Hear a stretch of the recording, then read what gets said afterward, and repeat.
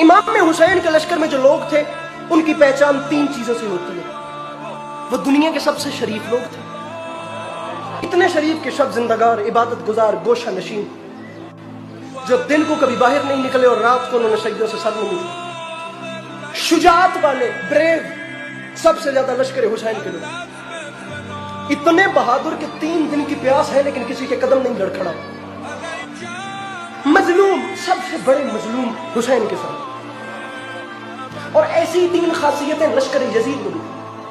दुनिया के सबसे बड़े जालिम उस तरफ, दुनिया के सबसे बड़े नामर्द उस तरफ, दुनिया के सबसे कमीने और जलील लोग उस तरफ।